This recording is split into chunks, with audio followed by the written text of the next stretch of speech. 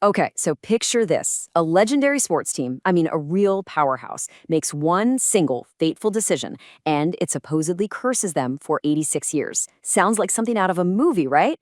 Well, for one baseball team, it was their painful reality. So let's get right into this incredible story. That's the big question, isn't it? How can one single trade curse a team for almost a century? Was it some kind of supernatural hex? Or just a perfect storm of really bad luck and even worse management? Today, we're going to unpack the legendary Curse of the Bambino. All right, Section 1, A Deal with the Devil. And we're talking about the 1920 sale of Babe Ruth. This whole story, it doesn't start with a whisper. It starts with a stroke of a pen, a single transaction that would change the entire landscape of baseball forever. You see, before all the talk of curses, there was just glory. In 1918, the Boston Red Sox weren't just a good team, they were the team, the undisputed kings of baseball. And right at the heart of it all was this phenomenal young talent, George Herman Babe Ruth. And get this, he wasn't just dominating as a pitcher, he was basically inventing modern power hitting at the same time. And then it happened. The sale for $100,000. Team owner Harry Frazee sold his franchise's biggest star to their arch rivals, the New York Yankees. And why? You're not going to believe this. He needed the cash to fund his Broadway plays. He literally traded a baseball dynasty for a shot at the stage. And the fallout? Whoa. It was immediate and it was devastating. Just look at this. The Red Sox absolutely cratered. They just plummeted. Meanwhile, the Yankees, now with Babe Ruth hitting 54 home runs in his first season, they kick off one of the greatest dynasties in all of sports. It's like that one trade sent these two teams on completely opposite paths. Okay, so that single trade set the stage for decades of just unbelievable heartbreak. But the curse, it wasn't just about losing. Oh no, it was about the way they lost. The agonizingly cruel, just gut-wrenching ways the Red Sox would get so close to winning, only to have victory snatched away right at the very last second.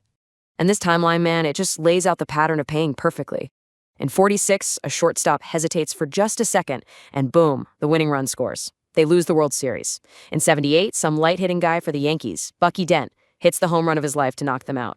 Then in 2003, who else but their arch-rival Yankees do it again with a walk-off homer to win the pennant. It was just this relentless cycle of hope followed by absolute despair that went on for generations.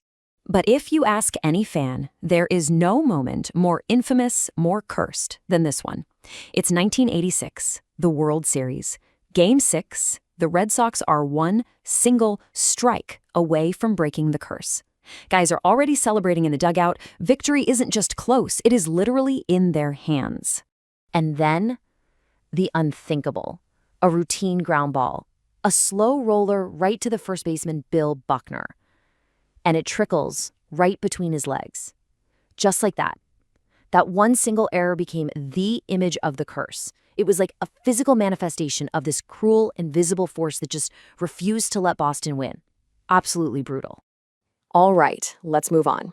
After that ultimate heartbreak in 2003, though, something felt different. The 2004 season had a new energy, and wouldn't you know it, it all led to a rematch with their ultimate nemesis, the New York Yankees, setting the stage for what would become the single greatest comeback in baseball history. No exaggeration. So here's the situation. They're down 3-0, a deficit no team in the entire history of baseball had ever come back from. It was over. But then, something shifted.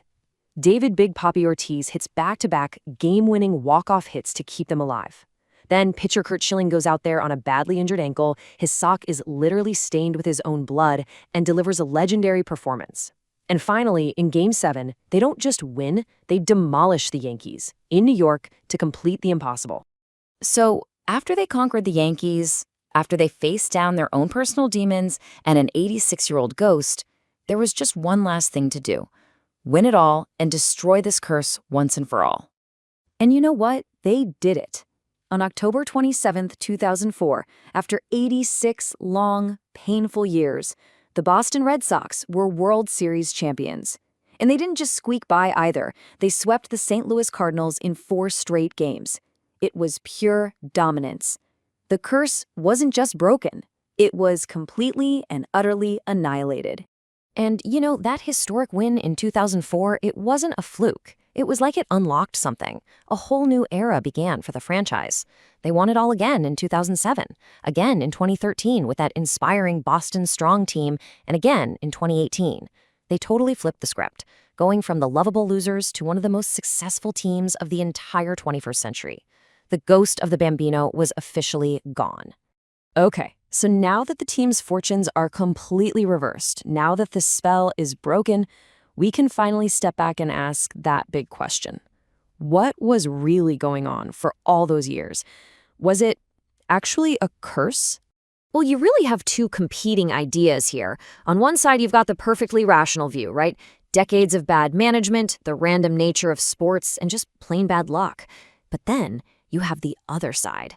The power of the myth itself. The idea of the curse created this incredible psychological pressure on generations of players. It might have even become a self-fulfilling prophecy, a compelling story that made it easier to explain all that random failure. So I'll leave you with this. Was the curse of the Bambino real? Was a franchise actually hexed by the ghost of its greatest player? Or did we all just get to watch the most compelling, heartbreaking, and, in the end, triumphant story that baseball has ever told? Now that is something to think about.